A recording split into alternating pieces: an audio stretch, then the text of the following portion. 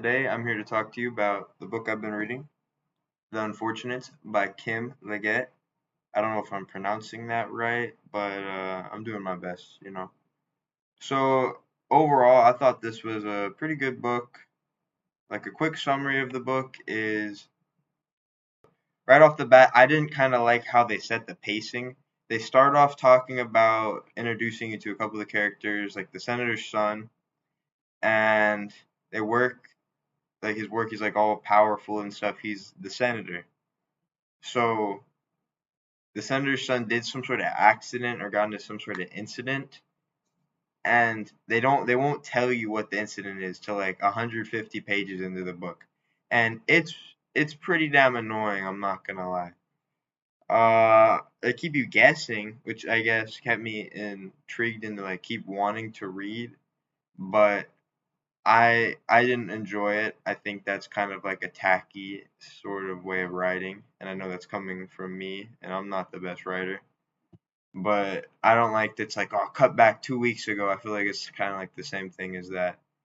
Um, I did think it took a weird turn. His dad made him do like this sort of like spelunking expedition where to be a man he had to go down into this cave and survive on nothing but what he could forge from the forest beforehand and whatever he could find in there.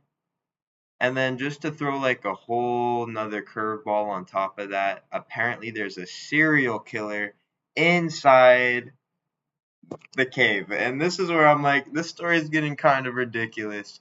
But at the same time, I feel like that's what kept me enthralled. I don't know if that's the right word, intrigued. Intrigued in the book. And it kept me wanting to read more. Normally, I don't like, you can tell if I'm not a big fan of a book if I have to stop and I'm like, all right, I'm gonna have to read this in a whole bunch of different sessions. I read this in about less than a week.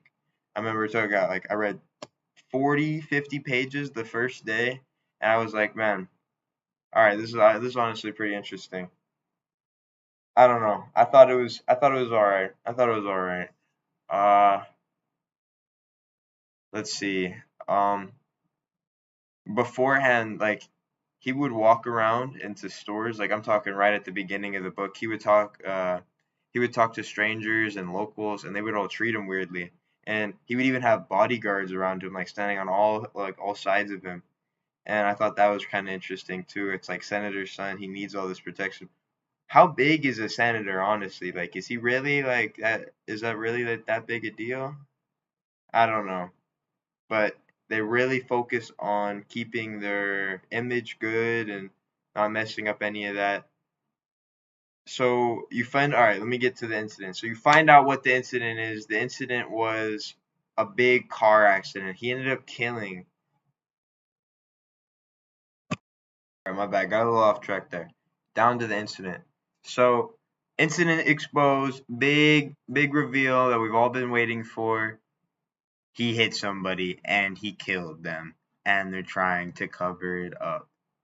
Which that's no good. Like I think we can all agree that murder is not good. And this is when I feel the real message of the story starts to come out into play. And I did like this take, or I guess not this take, just the type of message that they were trying to, or the author's message he was trying to. I mean she, sorry. Anyway, back on track. This is where I feel the author is trying to display her message of the corruption that like higher officials and government people, that are workers, have that normal people don't have. As he wants to face justice, he wants to see consequences for his actions, but because it's going to affect his father and his future and everybody around him and the status of all his friends, and it's just like a whole world of people that it'll affect. And it's wrong. It's honestly wrong. He killed somebody, so he should face consequences. And I don't know, that was another thing that I did enjoy. It did keep me engaged with another. That was another good topic. I don't know. It really shines the light of like the perspective of the bad guy. Like you get to see somebody who did something wrong, but at least he knows that he did something wrong. and he wants to see consequences. It's just that he can't get those consequences.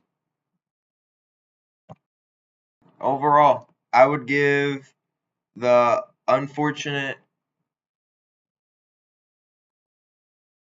4 stars. No, no, no. We're gonna. I'd say like 3.6, because like 4 is way too high. 4 is like a good. It's all right. It had, like I said, the tacky opening. It had a whole bunch of things, but it was like basic drama stuff, like things that everybody knows is gonna get the reader's attention. So I don't know. Would I read it again? Probably not. Was it the worst book I ever read? Is it like the worst read I've had? No.